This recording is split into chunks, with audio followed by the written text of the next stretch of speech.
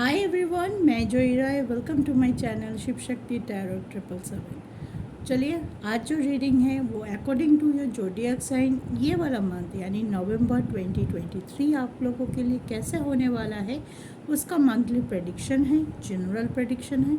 ठीक है, तो अब जो राशि की बारे में हम बात करेंगे, हमारी 12 राशियों में ऑलरेडी पहले 3 राशि का मंथली प्रेडिक्शन मैंने मेरे चैनल पे अपलोड कर दिया है। आप जाके चेक कर सकते हैं, मेष राशि का, वृषभ राशि का एंड मिथुन राशि का, अगर आप इन तीनों राशियों में से है। आज बारी है हमारा चौथा राशि यानी फोर्थ राशि यानी कि कर्क यानी कि कैंसर। ठीक है, तो चलिए, अब अगर आप मून साइन यानी कि चंद्र राशि से कर्क राशि के वाले हैं या कैंसरियन है या एसेंडेंट यानी कि आपके लगन साइन कर्क राशि है या आपके कैंसरियन है, सॉरी। तो आज का जो मंथली प्रेडिक्शन रीडिंग है वो कर्क राशि वालों के लिए है। तो इस रीडिंग को पर्टिकुलर जब भी राशि से आप रीडिंग देखोगे, टैरो रीडिंग, आप अपने मून साइन से ज़रूर देखना, सनशाइन से नहीं। अगर आपको पता नहीं है आपके मून साइन क्या है तो आप नाम राशि से भी देख सकते हैं। ठीक है, तो चलिए शुरुआत करते हैं। कर्क राशि वालों के लिए नवंबर का महीना, नवंबर की शुरुआत हो चुका है।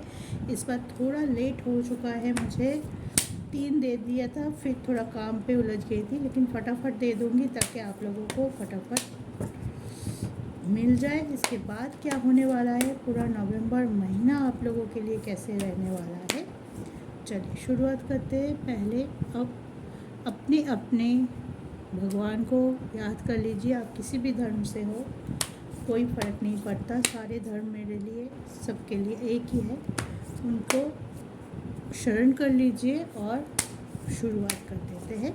ओवरऑल एनर्जी से हम देखेंगे कि आपका नवंबर का महीना, होल मंथ आप किस एनर्जी में रहने वाले हैं। उसके बाद टैरो से हम एक एक करके सारे एक्सपेक्ट के बारे में बात करेंगे। जो भी आपके क्वेश्चन है, कैसे होने वाला है, आपके कैरियर, आपके पर्सनल लाइफ, सब कुछ देखेंगे। तो चलिए शुरू करते हैं। कर्क राशि monthly prediction for the month of November 2023। देखते हैं क्या एनर्जी निकल के आता है कैंसरियन के लिए। जय माता जी, जय भोलेनाथ, जय शिव शक्ति, जय राधे कृष्ण। कर्क राशि वालों के लिए क्या एनर्जी है नवंबर के लिए। हम 3 कार्ड लेते हैं।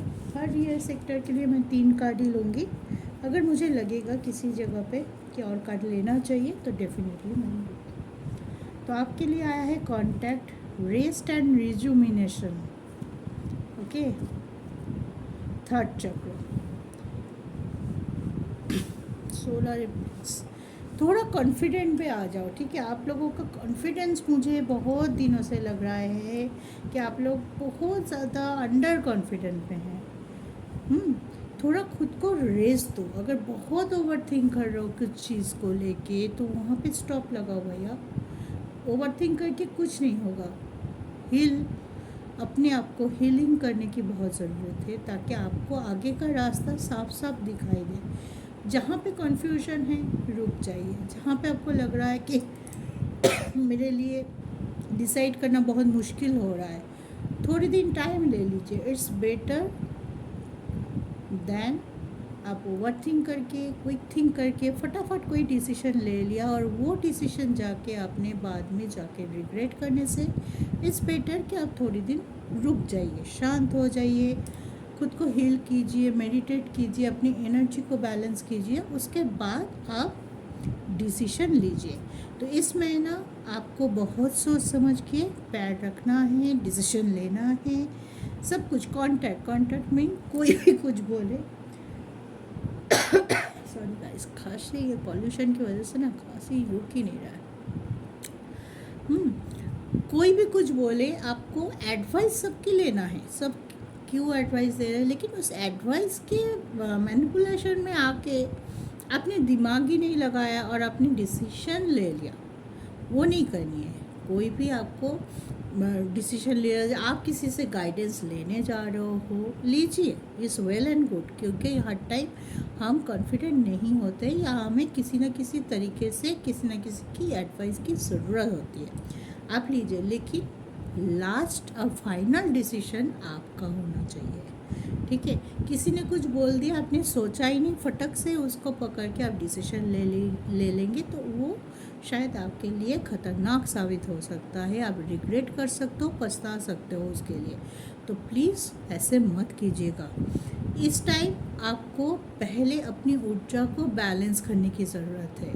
ठीक है, तो पहले अपनी हीलिंग पे काम कीजिए। कुछ चीज़ों को लेके अगर आप बहुत दुखी है, इमोशनली बहुत ज़्यादा लो वाइब्रेशन में है, तो उस वाइब्रेशन से बाहर आने की कोशिश कीजिए, ताकि पहले आपकी अंदर और बाहर में एक स्टेबिलिटी, एक बैलेंस बना रहे, तब जाके आप डिसीजन ले सकते हैं।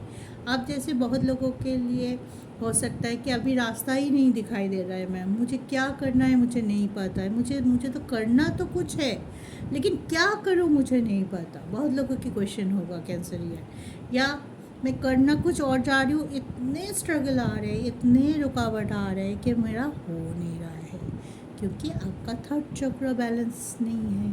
थर्ड चक्र जैसे ही आप बैलेंस है कर पाएंगे, क्या होता है, आपकी कॉन्फिडेंस बढ़ेगा, आपकी जो दूरदृष्टि होती है ना, जो इंट्यूशन होता है, जो इंटेलिजेंट पावर होता है, वो बढ़ जाता है, ताकि आप अपने अच्छे डिसीजन ले सके, जिससे आपका ग्रोथ हो, आपका एबंडेंस हो, आपका फाइनेंशियल स्टेबिलिटी बनी रहे। आप अगर फिज़िकली वीक है तो वहाँ से बाहर आए, आप अगर मेंटली वीक है तो वहाँ से बाहर आए, आप अगर फाइनेंशियल क्रंच से गुजर रहे हैं तो वहाँ से आप बाहर आके एक स्टेबिलिटी की तरफ जा सकते हैं।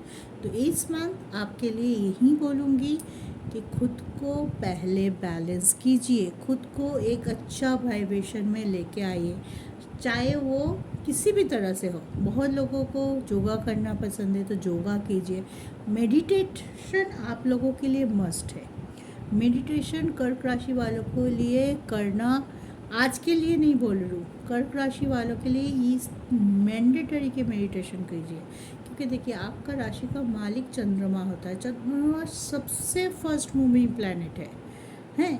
एवरी 2.25 दिन में चंद्रमा अपना राशि परिवर्तन करता है, बहुत फंस जाता है, और आपका इमोशन ऐसे ऐसे होते रहते हैं, कभी आप, कभी डाउन, कभी डाउन, कभी बहुत डाउन, कभी।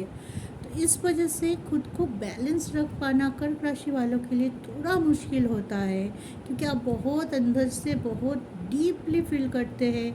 कोई कुछ बोल दिया आपको गलत सलत, आप बहुत हर्ट हो जाते हैं, और उसको लेके आप पड़े रहते हैं, बाकी सारे काम आपका नहीं होता है।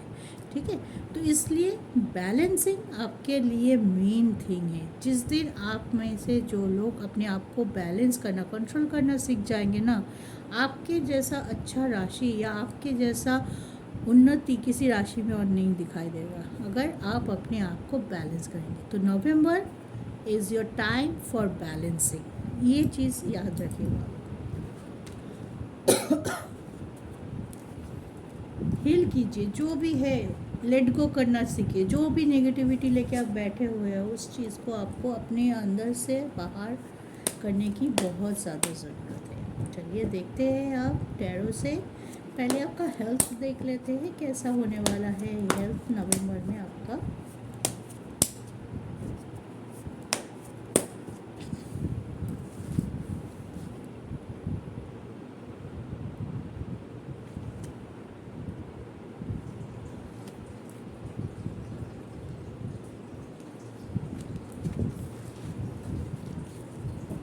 देखते हैं डिवाइन कौन सी एनर्जी दिया है आप लोगों के लिए हेल्थ वाइज।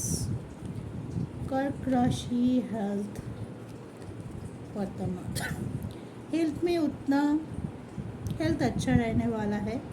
अगर पहले से कोई ट्रबल चल रहा था, स्ट्रगल चल रहा था, कोई क्रॉनिक बीमारी हुई थी या चोट लगा हुआ था, वहाँ से भी आपको धीरे धीरे आप स्वस्थ होने की तरफ जा रहे हैं। That is very good.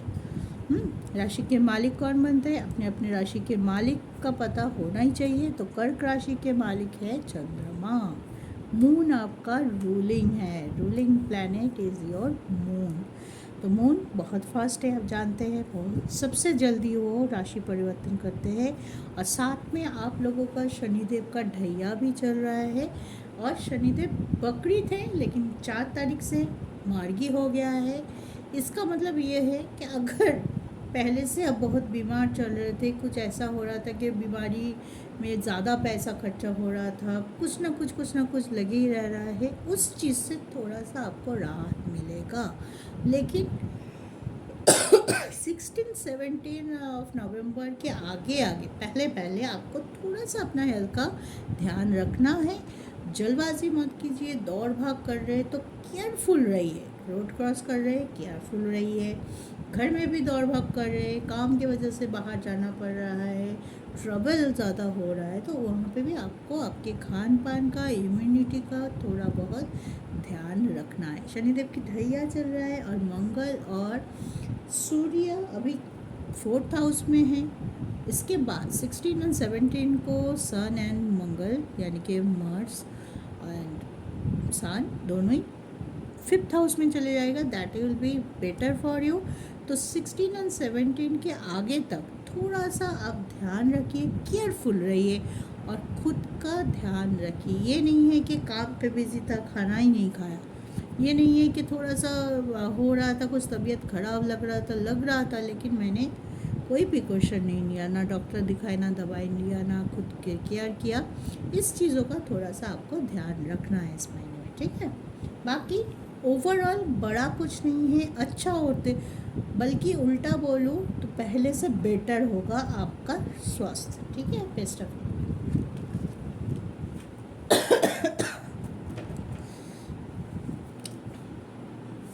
मेरा खांसी कब करूँगा, मैं ये सोच रहा हूँ।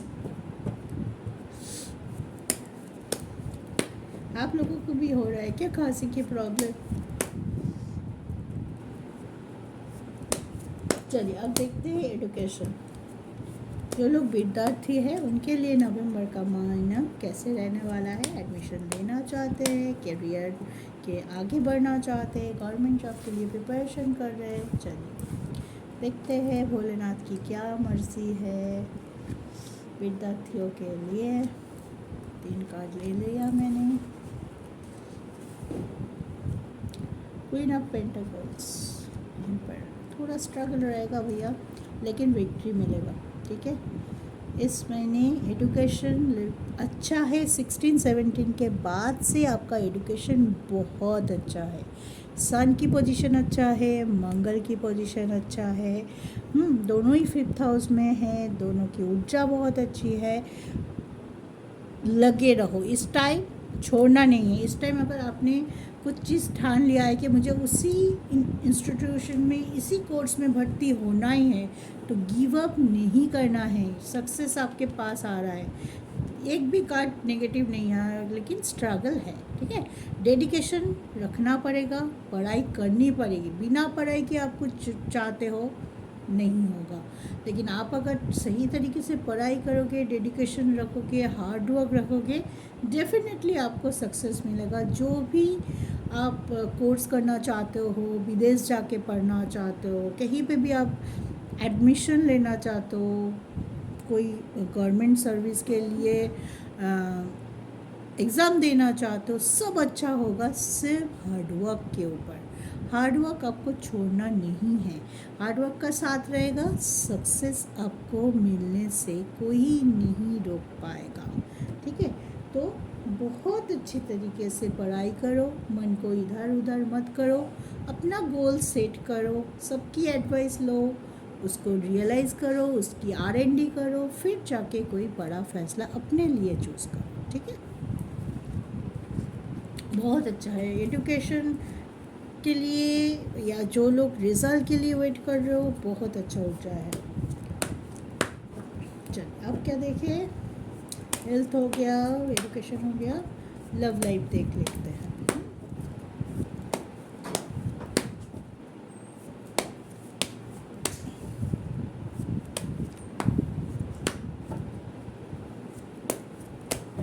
जय राधे कृष्ण, राधे कृष्ण। कर्क राशि वालों का लव लाइफ कैसे होगा नवंबर में, हमें गाइड कीजिए प्लीज़ डिवाइन।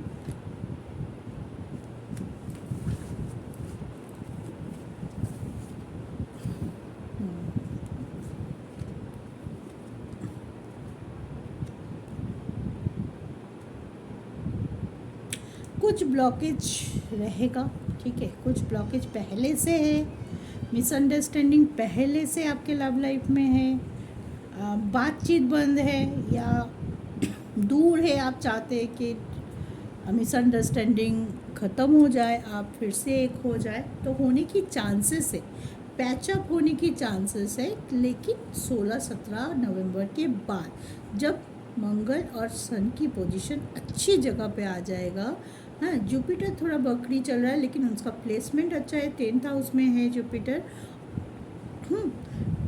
और आपका वेनस भी 2nd हाउस में है, तो बड़ा इन सच कोई प्रॉब्लम नहीं है, बल्कि पहले से अगर आप दोनों के बीच में कोई डाउट, कोई मिसअंडरस्टैंडिंग चल रहा था, वो सॉल्व होने की चांसेस है। लेकिन शर्त यही है कि आपकी अप्रोच ठीक हो, आपकी कम्युनिकेशन ठीक हो एक दूसरे के साथ, आप एक दूसरे को अच्छी तरह समझने की कोशिश कीजिए, जजमेंट पास मत कीजिए या जज मत करिए एक दूसरे को।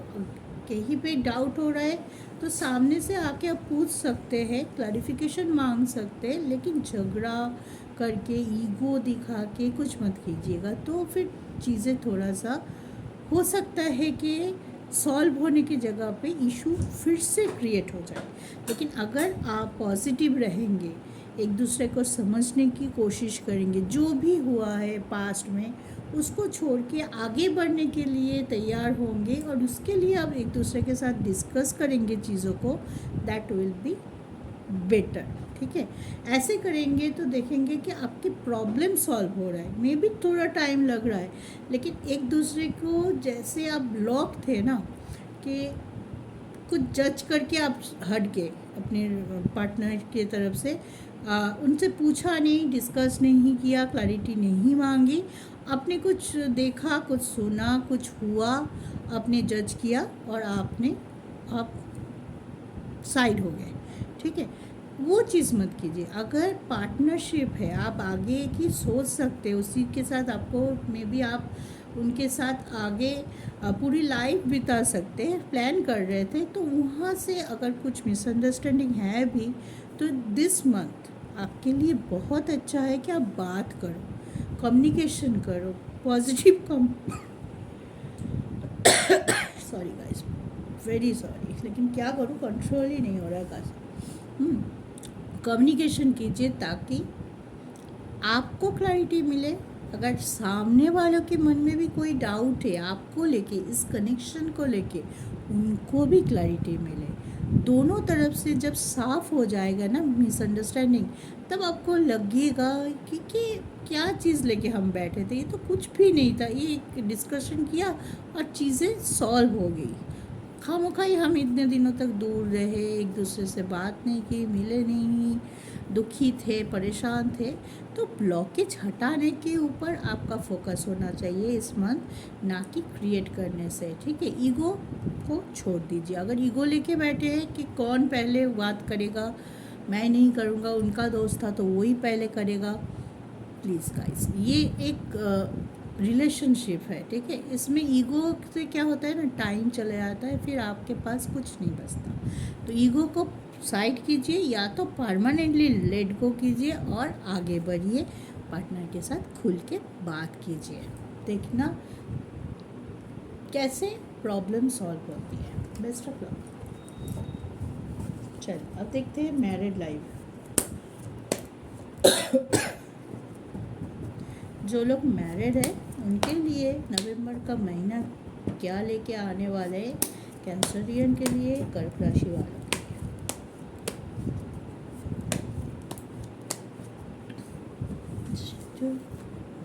जय माता, जय माता, जय माता।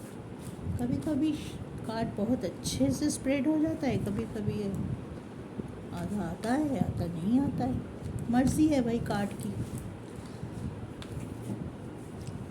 देखते हैं मैरिड लाइफ के लिए क्या।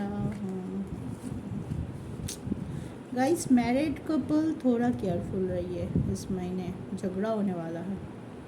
क्यों भाई, दिवाली है, फेस्टिव सीजन चल रहा है, फेस्टिव मंथ है, क्यों इतना झगड़ा हो रहा है? कारण क्या है? चलो देखते हैं कारण क्या है। मुझे तो यही लग रहा है कि इशू क्रिएट हो रहा है, या तो आप कर रहे हैं, या तो आपके पार्टनर कर रहे हैं, या तो कोई बीच में घुस रहा है। ठीक है, आप दोनों के बीच में ऐसा कोई पर्सन, ऐसा कोई सिचुएशन, ऐसा कोई हालत हो सकता है जिसके वजह से आप दोनों के बीच में किसी ना किसी बात को लेके किसी ना किसी तरीके से स्ट्रगल चल ही रहा है। ठीक है, कोई बहुत ज़्यादा एरोगेंट हो रहा है, कोई खुद को बहुत ज़्यादा आगे रख रहा है, दूसरों को समझ ही नहीं पा रहा है। चंद्रमा, थोड़ा केयरफुल रहिए मैरिड कपल। इसलिए बोल रही हूँ क्योंकि आर्गूमेंट हो सकता है, झगड़ा हो सकता है, एक दूसरे की बॉन्डिंग में फ़र्क पड़ सकता है। क्योंकि शनिदेव आपकी जो 7th हाउस है, कुंडली का जो 7th हाउस है, मैं थोड़ा एस्ट्रोलॉजिकल एस्पेक्ट भी बता देती हूँ साथ साथ, ताकि आप लोगों को समझने में आसानी हो कि एनर्जी क्यों ऐसा है। क्योंकि एक दूसरे के साथ सब कुछ इंटरलिंक्ड होता है, सब कुछ scientifically. Tarot is a energy based, ठीक है, और astrological is purely science, purely mathematical based. तो दोनों को अगर हम मिलाते हैं तो एक सही क्लैरिटी हमें मिलता है। और आपको भी मैं इसीलिए दोनों मिला के रीडिंग करती हूँ, ताकि आप लोगों की भी जब भी राशि देखते हो एक क्लैरिटी मिले कि ऐसा क्यों हो रहा है, इसका क्या कारण है। ठीक है, तो ये है कि हम कुंडली का जो 7th हाउस है उससे हम मैरिड लाइफ को देखते हैं। और 7th हाउस का मालिक आप लोगों के लिए होता है शनिदेव। शनिदेव कहाँ पे है इस महीने? 8वें स्थान पे, यानी 8th हाउस में है। 8th हाउस कुंडली का अच्छा नहीं होता है, ऊपर से शनिदेव का ढैया भी आप लोगों के लिए चल रहा है। तो इस कारण थोड़ा सा आपको केयरफुल होना है। एक दूसरे के अंडरस्टैंडिंग में थोड़ा सा स्ट्रगल हो सकता है, किसी और की वजह से थोड़ा सा स्ट्रगल हो सकता है। तो आप लोगों के बीच में किसी और को घुसने का जगह अगर आप खुद ही दे रहे हो तो वहाँ पे केयरफुल हो जाइए। ठीक है, आप दोनों का प्रॉब्लम है, you are married to each other. ठीक है, कोई भी प्रॉब्लम, मैं ये कभी नहीं बोलती हूँ कि किसी भी कपल में कोई झगड़ा ही नहीं होता है, कोई प्रॉब्लम ही नहीं है। हर कपल के बीच में झगड़ा होता है, हर कपल के बीच में इशू होता है, दैट इज़ नॉर्मल। नॉर्मल से भी ऊपर कुछ होगा तो होगा। ठीक है, लेकिन झगड़ा होना, इशू क्रिएट होना ये नॉर्मल है, लेकिन उसको खींचना या उसको एक नेगेटिव जोन में ले जाना, बहुत नेगेटिव फैला देना, घर की माहौल ख़राब कर देना, घर में जो बच्चे हैं छोटा छोटा उन पे असर पड़ना, that is not good. There is some problem. तो उस प्रॉब्लम ना हो, उस पर आपका फोकस होना चाहिए। तो जब भी आप पार्टनर के साथ बात करते हो, केयरफुल रहिए कैसे बात करते हैं, योर वे ऑफ टॉकिंग, इस पे आपको ध्यान देना, बानी पे ध्यान देना है कि कैसे हम बात करते हैं।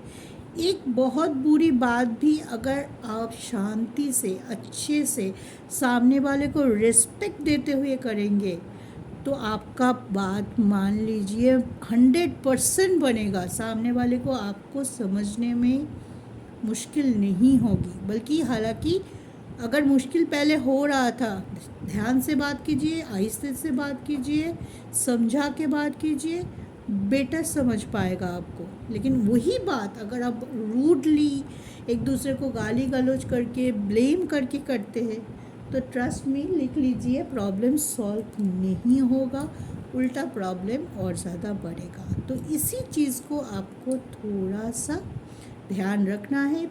फर्स्ट जो एनर्जी निकल के आया था वहाँ पे बोला गया था कि अपने आप को शांत रखिए, अपने आप को हील कीजिए, आप बहुत डिस्टर्ब है।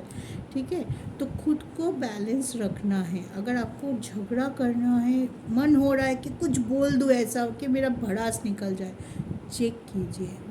वो चीज़ तो आप बोल देंगे, उस टाइम के लिए आपको तसल्ली मिल जाएगी कि मैंने मेरा भड़ास निकाल दिया, लेकिन उसका जो साइड इफ़ेक्ट होगा ना, वो चीज़ आपकी लाइफ में नेगेटिविटी लाएगा, वो चीज़ आप बाद में जाके बोलेंगे ये क्या कर दिया मैंने, ठीक है।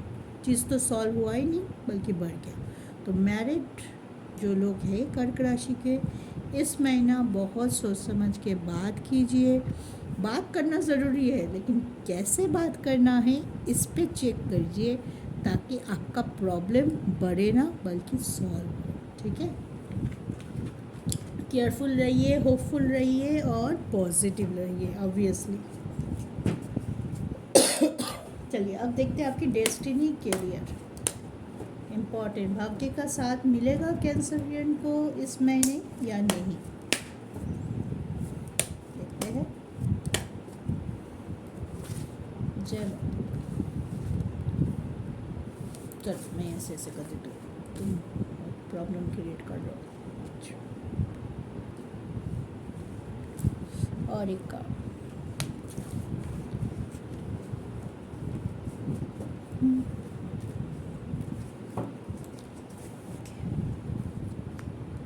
भाग्य का साथ मिलेगा, आपकी विश फुलफिलमेंट होने के लिए हो रहा है। वाह, वेरी गुड वेरी गुड। लेकिन यहाँ पे भी वही कार्ड एक आया है, हीलिंग का कार्ड। खुद को सरेंडर किया है, अगर कुछ नेगेटिविटी के सामने सरेंडर किया है तो आपका कुछ काम रुक जाएगा, रुक सकता है।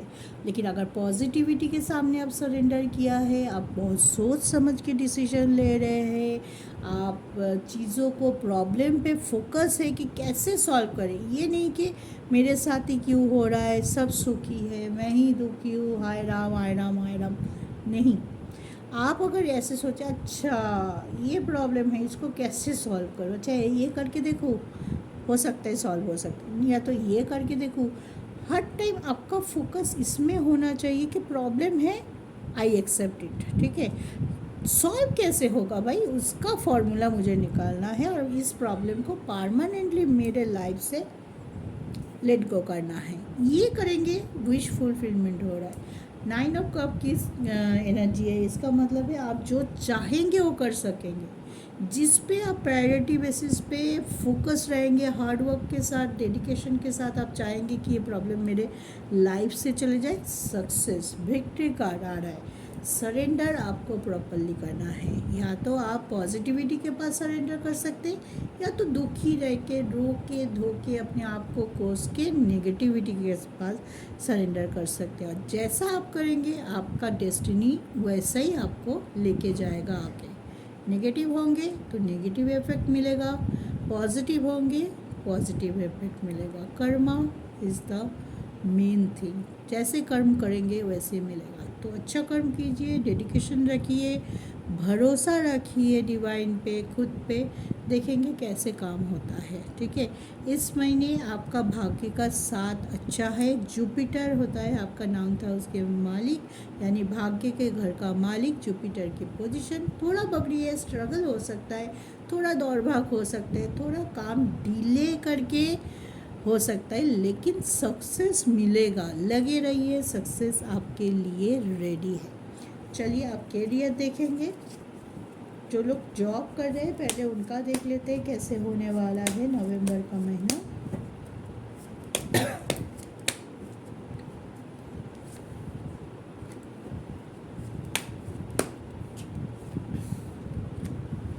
जॉब करने वालों के लिए अच्छा गुजरेगा, आप टाइम पे काम कर सकेंगे। अगर स्लो चल रहे थे काम पे, आपका काम स्पीड पकड़ेगा। हैं, कुछ चीज़ों पे हो सकता है कि आपको थोड़ा सा जॉब सेटिस्फेक्शन कम मिले, आपको लगे कि मेरा ग्रोथ रुक सा गया है, मुझे चेंज करनी चाहिए जॉब, इस ख्याल आ सकता है। तो ऑब्वियसली आप ट्राई कर सकते हैं।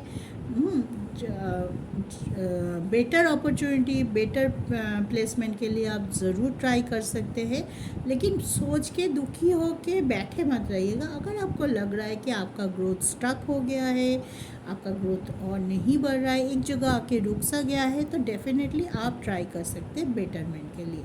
लेकिन हाँ, बहुत लोगों के लिए आप अब नज़र में आ रहे हो, पहले आपको आपके काम की अप्रेजल नहीं मिल रहा था, आप काम किए जाते थे, कोई तारीफ़ नहीं, कोई कुछ नहीं, लोग ऐवे ही लेते थे आपको।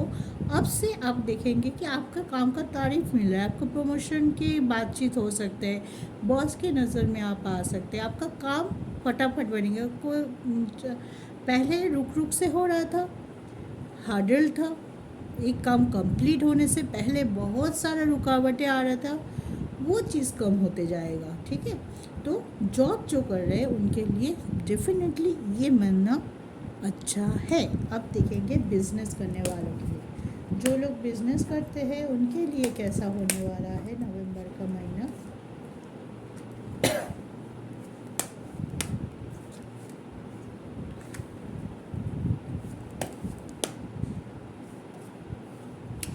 थोड़ा सा स्लो मूविंग दिखा रहा है बिजनेस, और अगर आप कोर्टशिप में यानी पार्टनरशिप में कोई बिजनेस करते हैं तो ध्यान रखना है। कोई लीगल इशू अगर पहले से चल रहा है तो उसके ऊपर भी ध्यान रख के सही तरीके से सही एडवाइस के साथ आपको आगे बढ़ना है।